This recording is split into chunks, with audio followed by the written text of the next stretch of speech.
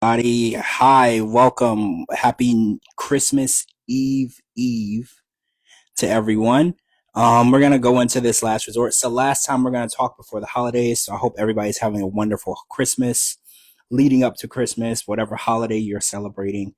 We're gonna talk about this last resort episode before we close out this holiday season. Hi, let's see here. Hi, Paul.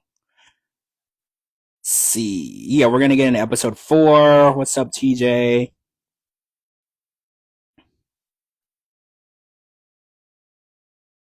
Give me 1 second. Wait, Gina's here. Gina, I didn't think that you were gonna have service where you are. So howdy, Gina. How are you? How's your vacation going? I know you. Are you there yet? I know you had a really long trip ahead of you. Hi, Jal. Hey, TJ. Hi, Gina. What's up? Let me see.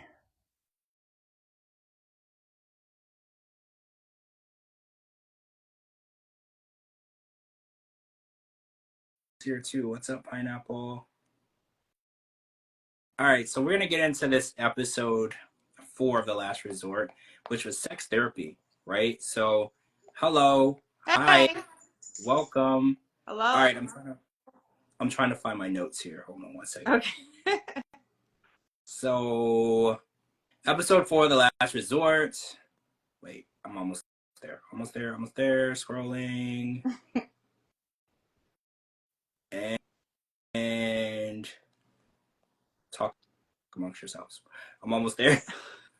All right. All right, here we go. Yeah, so we're the sex therapy episode. What's up, Pineapple Mao? Gina says, "Merry Xmas, everyone. The flight is about to take off. Can't wait to be back on the regular schedule programming. Enjoy your trip, though. We can't wait to have you back. But enjoy your trip. Everybody deserves a little time off." Oh, so Pineapple, new co-host. No, if you guys have been following me for a really long time, this is my one of my first co-hosts ever, right? I think you guys know Marshana as my very first co-host, and then Heather was like my it was Marshana and Heather, and this was, oh my god, we're going back like 4 years. Like to the very, very beginning of when I first started ever doing podcasts. Heather was with me back then. So this is not a new co-host. This is a revisit from a seasoned person who's been with me for a long time, but she's actually been gone for a long time too. So to some of the new people, you might be new, but you're not new. You're not new for the show. You've been No. around. You were on the show before it was the George Mossey show, actually. You were just when it was just the podcast that we were doing. So yeah, it's been a hot minute, but let's Yeah. get into some last resort talk. Okay. So Natalie had a chance to talk to the doctor, Dr. Keller, about some of her past stressors, traumas, and triggers. And we learned that Natalie was bullied by girls when she was younger. And she kind of feels like that's how she lashes out against women now. Like it's like a trauma response to when these girls were super nasty to her. So I wanted to. Oh wait, she says, "Hi Heather. When I saw the bun, I thought of Dee Dee." Before I minimized the text window. No, this isn't Dee Dee. This isn't Dee Dee. This is Heather. This isn't Dee Dee. No, But I want to this get is your. just, I've been at work all day and this is about the best he's going to get. So, Well, it's Christmas. It's yeah. Christmas. I didn't even know if we were gonna do this week. I know everyone's really busy, so. Yeah. But I want to get your response. So Natalie says that her being bullied and not being able to trust women at such a young age is what triggered the response of her throwing Sophie's drink in the air. She took the cup, she launched it in the air. It didn't hit anyone on the way down, but I want to know, like, is that like a correct excuse or warrant for the way that Natalie reacted to Sophie? And then we're gonna get into the Jasmine part too. But how do you feel about that? Uh, okay. So, first of all, I don't want to offend anybody, first of all, because it's like, I've been gone for a minute. Excuse me. Bless you. And okay, is there any Natalie fans on your show? Like, I need to know ahead of time, like, No, whose no, no, feelings am I gonna not hurt? really. Okay. No, not really. Okay, good. Okay, so let me just say this.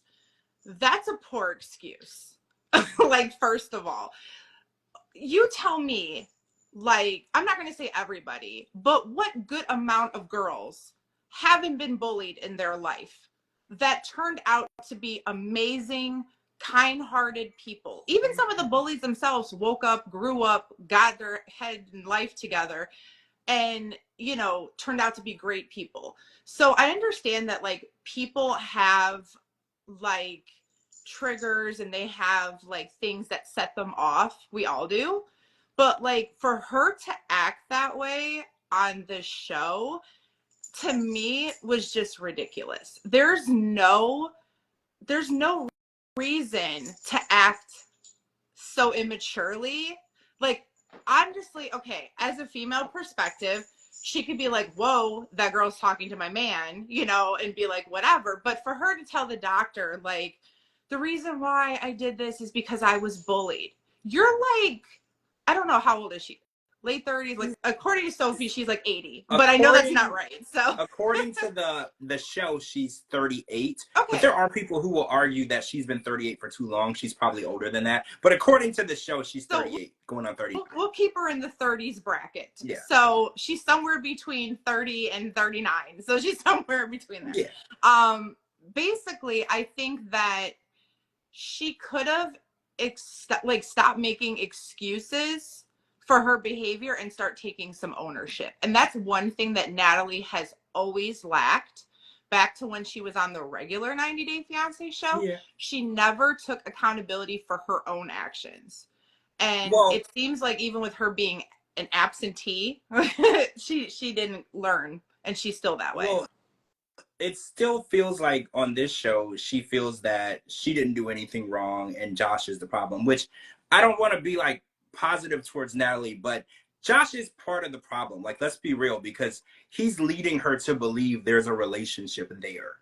And yeah, I know that Natalie is delusional, right? So if you make her think that you're giving her a little bit of attention, that's like a lot of attention to her. So I'm not saying that Josh is like telling her, oh yeah, I love you, we're gonna get married, I want you to have my kids. I don't think he's doing that, but I think by going to see her when he's in LA, sleeping with her, paying her rent, but he bought her a car, yeah, it's giving her the idea that, well, if he didn't care for me at all, he wouldn't do this for me. Because, you know, there's plenty of men that know her, yeah, who aren't doing those things. So I don't think that she's fully to blame. I think her delusion got her this far. You know, 3 years and you've never been to his house, that's delusion, right? Like, there's no real future in a relationship if you can't locate where this person lives, right? Because in my opinion, you're just dating an axe murderer.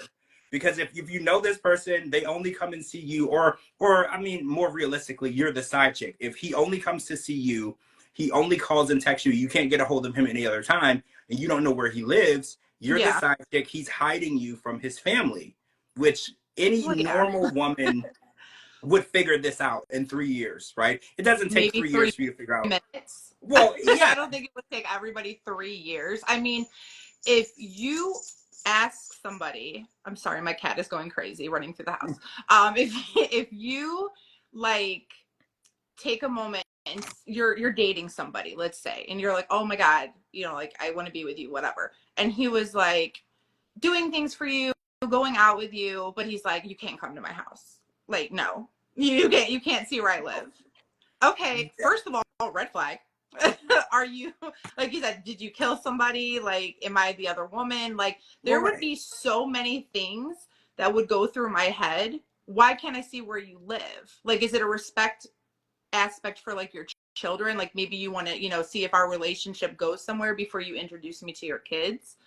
But even then, like, couldn't it be a time where I can still see your house without like, like a hoarder or something? Like, right? Like, Josh's daughter and his son Jet's out of high school. He's like an adult now, and his daughter's in school. Because the first thing I thought was, bring her to the house when the kids are at school or the kids are out doing something, just so she can see that you actually live in a house and you're not like some weirdo that lives in a motel. Like, just at least show her that it's a real place. Yeah.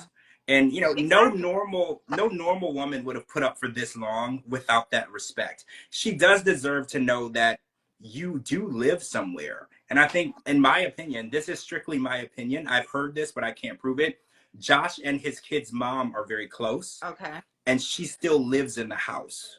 Well, there you go. From what I've understood, there's no real relationship sexually or anything, but it's just been an easier situation for the kids Mm-hmm. and the dad. They're all in the same place, and it's a great situation for the kids. But it makes it weird for Josh to try to date, and probably weird for his wife to try to date because you live with. They're still married. Like this makes everything weird. And when Josh and Natalie got involved, Natalie was still married, Josh was still married. These are all huge red flags that they should have noticed in the beginning. Like, y'all are both still married to other people. You Yeah. probably should be trying to date each other until you fix those issues, that baggage, right? Like, if you're still married, regardless of the situation, you should figure out what's going on there before you bring other people into it. So again, I think Josh is an issue in this situation. Natalie is the bigger issue. You know how there's like a circle and it's like a pie chart? Natalie's like 90% of that pie chart, but Josh is still on the pie chart. He's still about 20% of the, or 10% or 10% of the problem. He's leading her to believe that there's a future. And I think I he's not doing a lot to do that, but it's her delusion. I was under the impression that they were already done and over with. So I was kind of Well, surprised to see them on this show the because, the thing and is, the show was filmed 268 days or 269 days ago. Somebody has a running clock, so we're going back almost a full year. okay. But I believe what you're saying is true. When the show was airing, they were not together. Just like Rob and Sophie, when the show started to film, Rob and Sophie weren't together. Biniam and Ariella were not together. So this was technically their last resort to try to fix things. So technically, you're not wrong. These people were not dating each other when the show was being filmed. Okay. Since this is like a show and you can talk freely and give your opinions on everything, I'm going to go ahead and just say what I think maybe some people, I don't want to say everybody, but like some people might be thinking. Like, why these people? Why these couples this season? Like, I feel like, and like I said, this is solely just my opinion. I don't know anything more, just what I think. I feel as though they want to keep the show going and they literally picked these people and gave them a storyline.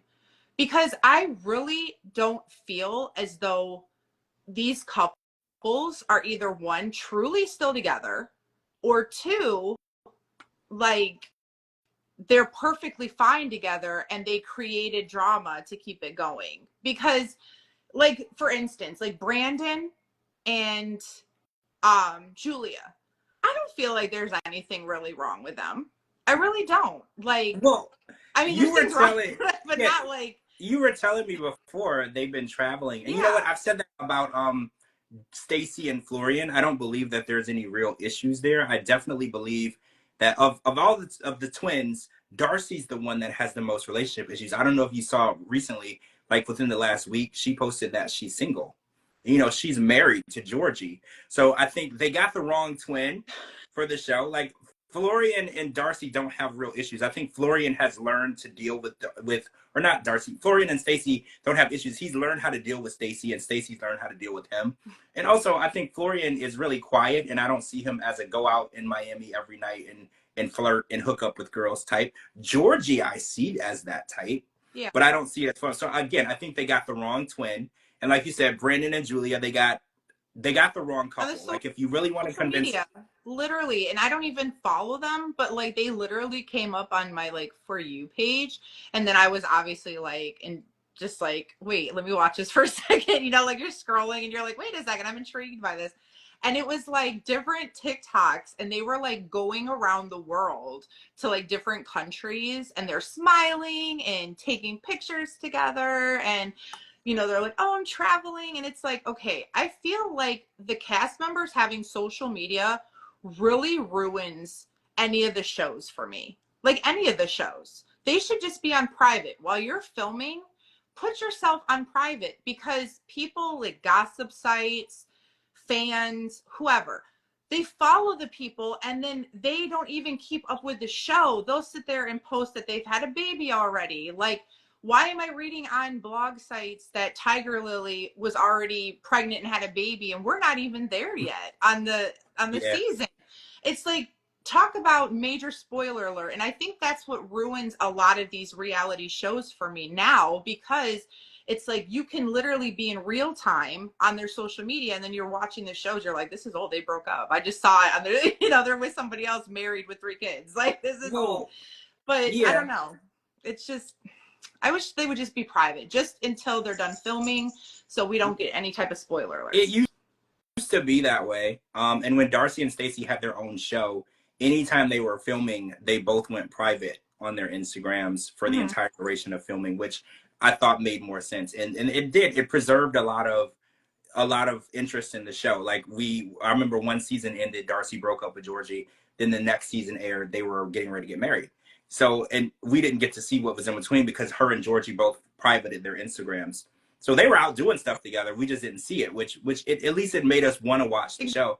And so Rob and Sophie are doing a sex therapy challenge, and it seems like Sophie is repulsed by Rob's body. Yeah. Right? And it's always so cringe when they do sexual stuff on these shows. It's always so cringe. Like, they don't even look like they want to do it half the time, let alone us viewers wanting to watch it. And I don't know if that's just because there's a full camera crew watching them do it, or if they really are repulsed by each other. Like, we're watching Sophie, and Sophie is just like, I just don't want to touch you. I don't want to be. And actually, Biniam, it's really funny because Biniam was like red light to everything. Anything Ariella moved in his direction, and he was like, red light. Like, no, don't even look at me. I'm just, and it's really interesting because couples that have been married for as long as these people have can't even stomach like being around each other. Like, we watched last week, and Ariella was like, oh, Biniam won't talk to me. They're literally at this resort together. They're at this club, and the people are asking like, oh, where's your husband? She's like, I don't know. He doesn't talk to me. And it's like, y'all are married. You have a kid. You clearly have been on TV for all these years. You lived together for all these years. You moved to his country and lived with him.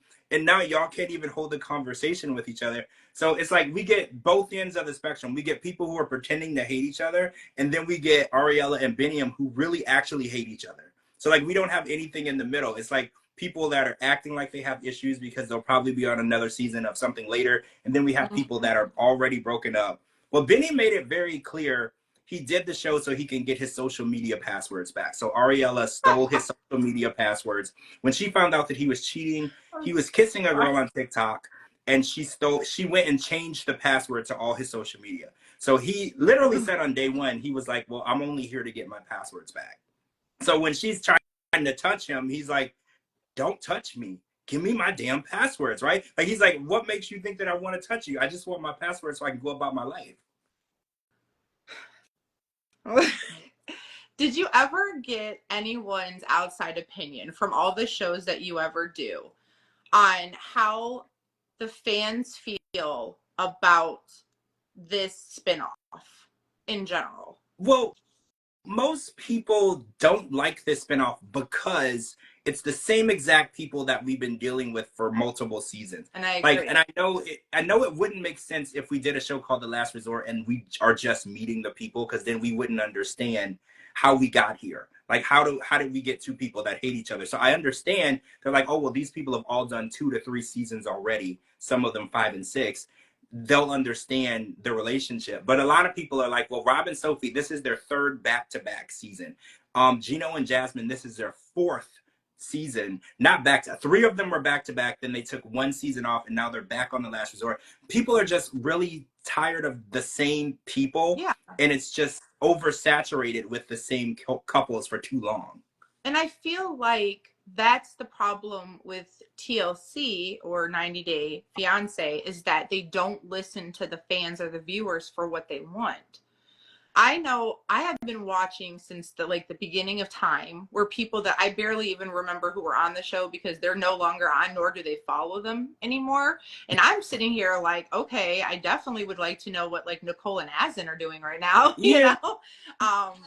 But we don't get the follow-ups for the people that actually made good TV. And we keep having to see, you know, Ed and Angela and Gino and Jasmine, and it's like, and it's nothing against them as like people, because I'm not here to bash anybody.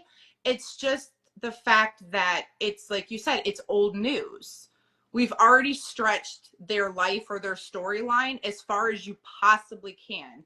Like lately I feel like I've watched like a hit or miss like a season. I'll skip it if it's the same people, and I still can come back after missing it and be like, oh, Gino and Jasmine, they're still trying to make things work, when you know they literally hate each other or broken up like forever ago. Like, Oh, speaking of, so Jasmine and Gino both were maybes for the adding a third person to the relationship, but for different reasons. So Gino, being a man, he was like, "Oh yeah, we can add another woman, and that would be fun." And then Jasmine was like, "Oh, well, since I'm not satisfied in this relationship, how about I just get a separate person altogether to sleep with?"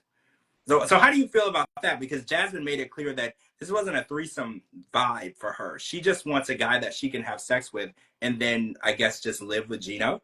Like, is that a relationship? I mean, I guess it is. That's called an open but we relationship, right? That's what knew they. that already, George. We knew that. Like, we can go back to the like last season they were on together, when they were fighting then about stepping out on the relationship. Like, let's not act like we didn't see Jasmine freak out because Gino was talking to an ex or sending pics or texts to an ex, or Jasmine talking to that one guy. I don't remember his name now, but like one of Matt. his friends. Oh, Yeah. well, you're talking about Dane, but then more recently there was Matt. Matt is the guy that she called on the episode, and he's her really close friend. Yeah. But we So, found out that she's been spending nights at his house. so why is it that America can catch on to what's going on, but you live in the same house as each other and you can't even figure out what's going on? That's why I said whatever they're selling to me, I can't buy, because it's like, first of all, you're in the same house, or you say you're in the same house. You know for a fact that your wife is talking to some other guy who's not you. We all know how Jasmine feels because she's very outspoken. Yeah. So clearly we know how she feels about Gino. She'll tell you straight up, like, I'm not touching you, I'm not sleeping with you, I'm not, whatever. And it's like, why isn't he seeing this, or maybe he is and they don't, they want him to play along. I don't know. But they were excited when they accidentally slept in the same bed. They were like, "Oh, we accidentally slept in the same bed. This is progress." And I'm like, I thought "You they ended up like actually no, sleeping together because of how like giddy he was acting." And then when she's like, "Oh no, we didn't do anything," and I'm like, yeah, they did nothing, and it was probably just because they were extremely tired and drunk, and they just fell out in the same bed. And they're like, "Oh, we're making progress." And I was like, "If you think this is progress, y'all have been married for, oh my gosh, 2 years. You haven't had sex in 9 months, and then you accidentally sleep in the same bed, and you think things are getting better, right? Like that's yeah, not progress at all. Like there are people that meet each other the same night and end up in the same bed the same day, like, and they're not even married. So I was like, you've got a lot of issues. And then Jasmine is looking for a third person to add into their relationship just for her. And so what do you think about the open relationship thing? Are you surprised that Jasmine would be an open relationship type person? Because she made it pretty clear when she was dating Gino. I don't know if you remember, she tracked his location. And if he had to go anywhere in public, they had to be on FaceTime. And she would make sure, like, if he would go pick up food, if there was a female girl that was at the restaurant, she had to have the camera on the girl to make sure that Gino wasn't flirting that's a lot with of the girl. them. So, Yeah, there's a lot of them like that. but That then other couple, I don't remember but then from she what turns season. around and says she wants her own boyfriend in this marriage. It kind of Because read between the lines. She doesn't want an open relationship. She wants somebody other than him. So basically what she's saying is that she's going to have an open relationship, hence one side is open, the other side is closed. She can probably go and do whatever she wants. She's not saying that he can. And but there's okay, so there's people that are like that, where they have like a one-sided open relationship. I don't know how they make it work, but somehow but they do. doesn't it seem like now she doesn't really care what Gino's doing? Like based on when she was in Panama, she had his location on, and if he ventured anywhere from where she thought he should be, she would call. But like now, it seems like now that she's here and they're married, she couldn't care less. Gino could literally be anywhere. She wouldn't even look for him. I feel like she's not even worried about his whereabouts now that she's here and she's got her green card, right? Like I think that she's basically like, I could care less what he does. I think she might actually be relieved or happy if he was at some woman's house, right? Because then it would make her feel a little better about what she's doing, right? I feel like if he was doing it, and I think that's what makes her feel bad, is because she's checked out, she's over it, she doesn't want to deal with him anymore, but he's still in the relationship and trying. Yeah. So I think that it's a little guilt because I she's like, think I it's would. yeah, I think it's like one of those situations where it's like a one-sided or a catch 22. Like Tracy 937, she just said, hold on, I'm going back to her comment. When she was talking about last season or the last time they were on, and she went off on him because he was at a strip club. And I remember that. Oh She yeah. like went crazy because it's just like what I was saying. Like she wants her cake and eat it too. She might be checked out, so she wants to go and be, fulfilled elsewhere, but she don't want that to happen for Gino. He has to be miserable and sit at home and wait That's for her. interesting It's because not a two-sided. do you remember on Happily Ever After, it was Rob's birthday and he was in his hometown. I think he's from St. Louis, if I'm not mistaken. He was in Missouri for his hometown for his birthday. Sophie was in Texas, with Kay, and she was calling Rob because Rob went to a club with his friends for his birthday, and she's telling Rob like, "Well, don't go talk to girls and don't go do anything, that would be disrespectful towards me, your wife." She didn't even bother to go to his birthday party. They hadn't been speaking. They weren't living together. She had moved out months prior, but she didn't like the idea of Rob having a good time on his birthday, but she was allowed to live with Kay and do whatever she wanted. Rob didn't even know like an address where to find his wife. I keep stressing that because he remember when he went over there to talk to her, he had to wait outside in the hallway for her to come out. He didn't know which door to knock on. But when she thought that Rob might be talking to another girl, it pissed her off. And it's Yeah. like, I think that's the same thing you're describing with Natalie, or no, with Jasmine. It's fine if they do it, but if you do it, it's a one-sided situation. And I think Sophie has been holding on to Rob and making sure Rob doesn't find anyone else. But in the back of my mind, I always see Sophie being repulsed by him. She doesn't want him, but she sure as hell doesn't want anybody else to want him because that's like her territory for some reason. And it's just strange to me because it's like if you don't want to deal with someone, if you don't want to be with someone, why do you want to hold them back from moving on? Like I don't understand that. I don't know. It's like they didn't finish whatever it is they have going on, but they let their heart go elsewhere. So instead of trying to maybe salvage where they're at to like, maybe break up with each other, they just mentally are like, well, I'm going to go ahead with this person, but I got this person if something falls through. Like almost kind of like a backup plan. Oh, okay. It's Well, like, I didn't know this. This is not 90 Day related, but I'm like a huge Megan Fox fan and everything. And I was reading on stuff with her, and apparently, this is allegedly, because I don't know, this is just blog sites, but they had stated that when she was in a relationship with Brian Austin Green, which is her baby's father and ex-husband, she, they said, it, allegedly, thank you, she was in a one-sided open marriage. And I don't know if that's like a situation that they had going on, but like he couldn't see other females, but she could date other people if she wanted. So oh, maybe it's more popular than we know. I mean, I well, don't know.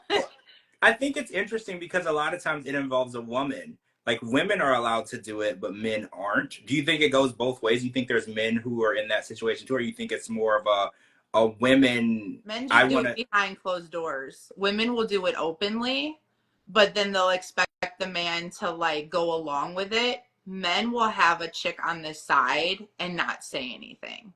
It will go both ways, but it won't work both ways. That's So all I'm saying. Sophie and Rob were also in this section for the threesome. So this goes with your theory of have your cake and eat it too, because Yeah. Rob's basically, his response was, I'm surprised she wants to have sex with a random guy because she doesn't want to have sex with me. But like you said, it's a one-sided open thing. Like, well, I don't want you to have any more fun with anyone else, but if it's up to me, I would love to go out and be with someone else. And also Julia was in the same category. So Julia, who Brandon called a whore in this episode, I don't know if you noticed Yeah. that. He said she dresses and acts like a whore, which is a crazy thing to say to your wife, right? Like, I can't imagine calling your wife a Well, that's whore because she. what happens when two people that are complete opposites get together and then they try to change each other, because Julia has always been this crazed party girl type of person. And I want to say she was like a go-go dancer in her country, right? Yeah, she was a go-go dancer, which when we looked into it, and I remember when she said it, it's basically like a stripper, but they don't show anything. But Like basically, they're the old go-go dancing. dancers where they stand on like it's a club and they're on like risers and they have like the boots, the thigh-high boots and everything, like next Yeah, to nothing maybe. but they don't Like, show any body parts, but it's provocative. It's very provocative. okay, so yeah. So he went into the relationship knowing that. And she's always been like piercings, like I don't know if she has tattoos or not, but like just kind of like party girl out there. And he's so vanilla. He is so like, he was a mama's boy and he was just like on a farm and he was just like the complete opposite of her.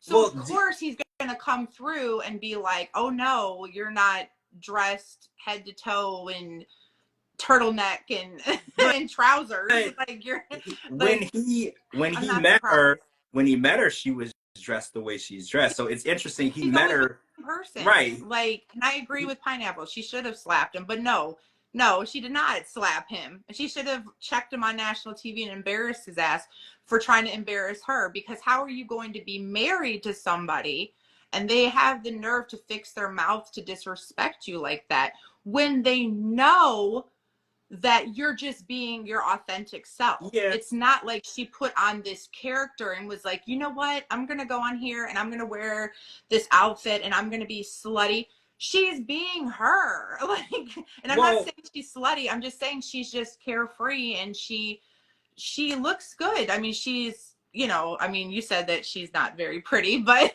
she's not. I think she's pretty. She's not my type, but she's someone's type. Like, I'm okay, not. she's Brandon's type. Yeah, But I think that she's a cute girl, and I don't really see anything wrong with what she's wearing. She wears stuff that like every young person, woman, whatever, especially with a good body, wears. Like, I don't see anything wrong with it. She didn't have anything hanging out. I mean, no. Heaven forbid, if we look at all these 90 Day Fiancé people and all their wardrobes that they've worn, well, her stuff let's is just pretty say tame. Stacey was showing way more skin last week on the show than Julia. Stacey, there was basically up her butt with her shorts on the exercise they were doing. They were taking off her boots because I commented that she like had discoloration, which I thought maybe was a tan line. But you had mentioned that she has a skin disease, which I didn't know. Yeah, her and Stacey. But I shouldn't be able to see that. You're wearing shorts. Like, I shouldn't be able to see your woman parts because, you're on camera for the whole world to see. But that's what I'm saying. Like, just don't be disrespectful. Bottom line, don't be disrespectful, especially to your wife, your girlfriend, period. Like she wasn't doing anything that was out of pocket that you didn't already know she did in the first place. Well, I always bring up the Usher song. It's called I Don't Mind. And he wrote a song, and it's basically, he's explaining how if you meet a girl in the club or she's a stripper or whatever, she dances on a pole, you can't get mad at her when you marry her that she's a stripper and dances on a pole. And it's so true. Because I'm like, I love that song. It's one of my favorite songs. Y'all go listen, go stream that. It's Usher. It's called I Don't Mind. And it's like so interesting though, because men, we see this on the show a lot, especially like Muslim men. They'll go find the tatted girl who dresses provocative, her boobs are hanging out, her butt's hanging out, and then they get married and he's like, I need you to go put on a full burqa right now. And it's like, you can't change a woman. What attracted you to the woman is who she is.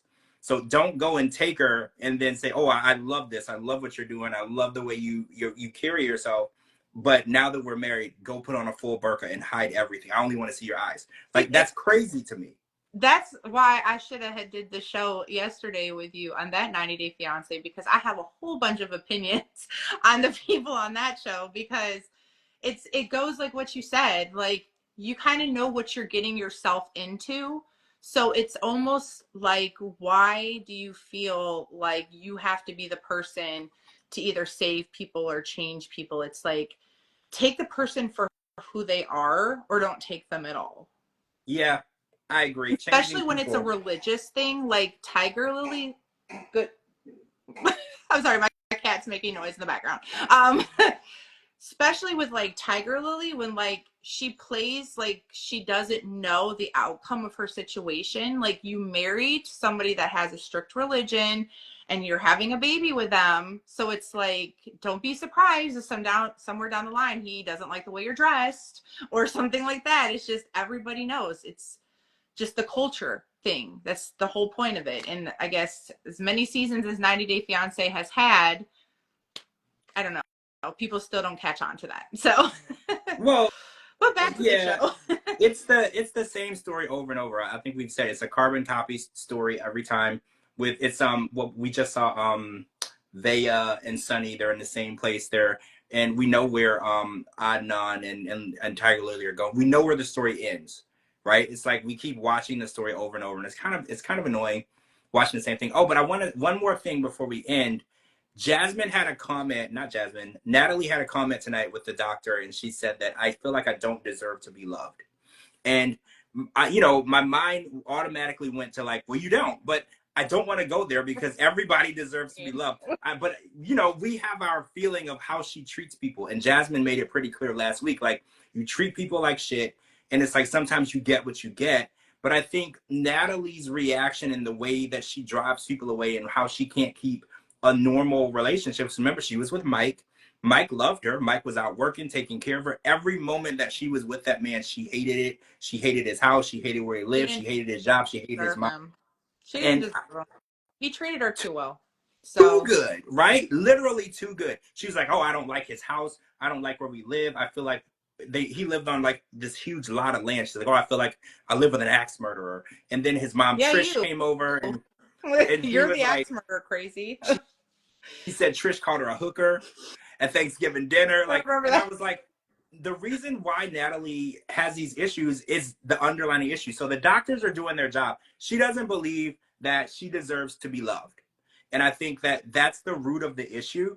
And when she learns how to love herself and teach herself that she does deserve to be loved, maybe she'll stop acting like a batshit crazy person and she'll start appreciating what she has. Mike was the best husband she was ever going to get. Period. End of discussion. Let's not forget, Natalie's been married like 3 or 4 times. Like, let's not forget that. Mike was like number 3 or 4. I can't remember the exact number, maybe 3. I And don't remember. he It was a was long the time ago. best person. He treated her like you said. He was out of her league. He was too good for her. He loved her too much, and he let her get away with too much. But it's her fault for running away a good man. And if you remember on the single life tell all, she brought Josh and Mike there and tried to get with both of them. Do you remember that? Yeah. She's Yeah. literally going back and forth. When Josh said, I don't want to marry you, she then turns to Mike and starts saying, well, let's work this out. And she doesn't appreciate, value, and understand what she has. But that root issue is she doesn't believe that she's supposed to be loved because she doesn't think she deserves it. So the doctor is actually doing their job. When she is able to figure out why she doesn't think she deserves love, that's when she can start acting like a normal person and be in a normal relationship. And I think that that's the key of that, because she's not a normal person. She's never been in a normal relationship, but she's dated normal people. She's Yeah. the abnormal person. She's the common denominator as to why things never work out for her. Yeah. And I do like how you said that she needs to learn to love herself before she can love somebody else. It's a very powerful statement.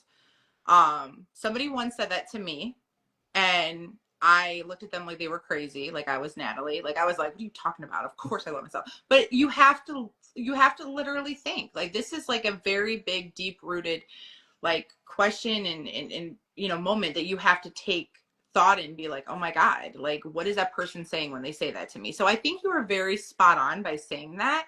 Unfortunately, unfortunately, I believe that with Natalie's case, she is very self-absorbed and unaware of what's going on because she lives in this little bubble that she's in. Because like I said in the beginning, she doesn't take accountability for her actions. I believe that she says a lot of stuff to get a rise out of people, and she likes when she plays the victim. She likes when people feel bad for her. So judging by saying, oh, I threw this glass because of something that happened to me in middle school, when you probably would have, like, you know, that would have been fixed by now. That was a while ago. You know what I mean? Like, I feel like as a woman getting older, you would be like, okay, you know, we grow, we learn. But I Well, think that she is an attention seeker.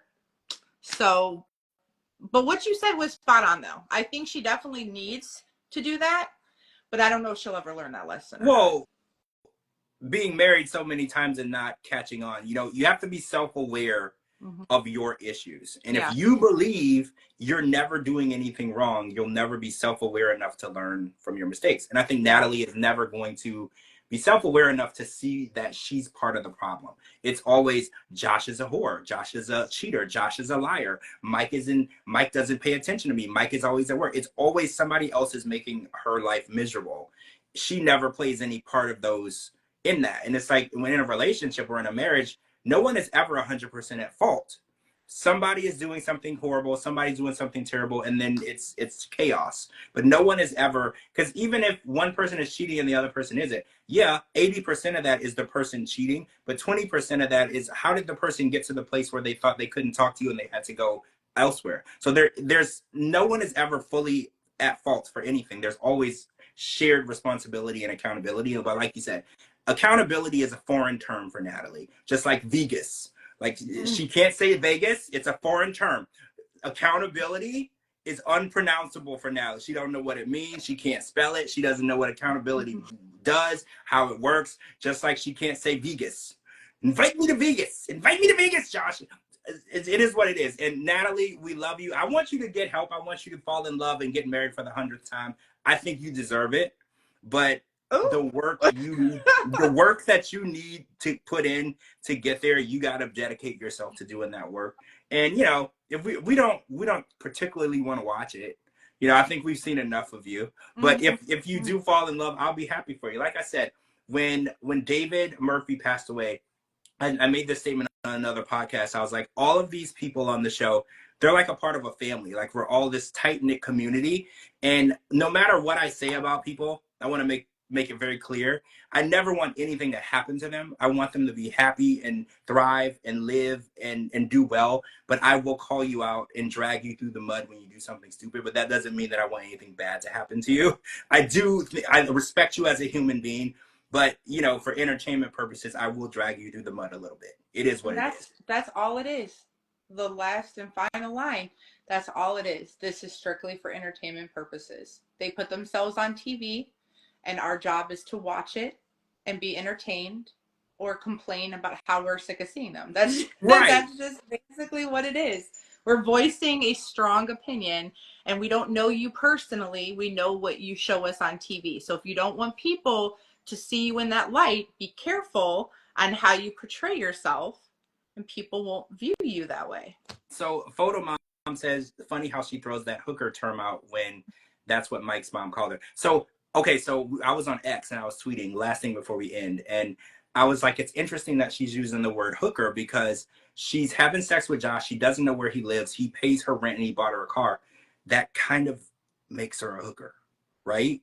So it's funny that she's calling Sophie, a married woman, a hooker when the irony is she's the one that's the side chick getting paid for having sex with Josh. I'm not saying that she's getting paid for having sex with him, but they have sex and then he does stuff for her. So it's funny how she's using these terms, and again, it's self-projection. But I think that it's inside. She's got work to do. And I think Dee Dee is the one that always said the guilty dog barks first. So when you see people projecting things onto you, sometimes it's not about you at all. Like that wasn't about Sophie. It was about Natalie and how she feels about herself and her relationship and what's going on in her life. But it felt a little better for Natalie to push that onto Sophie and that made her feel better in that moment. But that's not what it was about. Natalie's got a lot of issues that she's got to work with and deal with, and she's got to learn how to like and get along with other women. Yeah. You know, that's a huge red flag. If you put a bunch of women in a room and there's one woman who can't seem to get common ground and get along with those other women, there's an issue there, because you should be able to get along with people, and everyone isn't your competition. And I feel like with Natalie, she has to compete with every woman in the room. And I feel like that's an issue too. The doctors will probably figure it out along the way, but she's got to figure that out too. Yeah, that's true. That's true. All right, so if they need on another season, then you know. Yeah, there's probably not enough time for all of Natalie's issues, right? They would have to hire a team of doctors just to work with Natalie, right? Other people would like to get some time with the doctor, but that's a whole nother situation. But we're gonna wrap. Okay, guys, so this is the last time I'll talk to you guys before Christmas. So Merry Christmas, Happy Holidays, whatever it is that you celebrate. Have a wonderful holiday. I hope that you get to spend it with your family and the people that you love. Thanks for joining me. Thanks for supporting me all year. I can't wait to talk to y'all again after the holidays. Thank you to Heather for joining. I'll tag her in the video. Merry Christmas, Happy Holidays. Thanks for tuning in to the George Mossey Show. Yes, for having me, and thank you guys. It was nice chatting with all of you for this hour, and happy holidays to everyone. Happy holidays. Follow me on all social media platforms at George Mossey, georgemossey.com. Anyway, your podcast, type in the George Mossey Show. Thank you guys. Everybody have a wonderful holiday. Bye. Bye.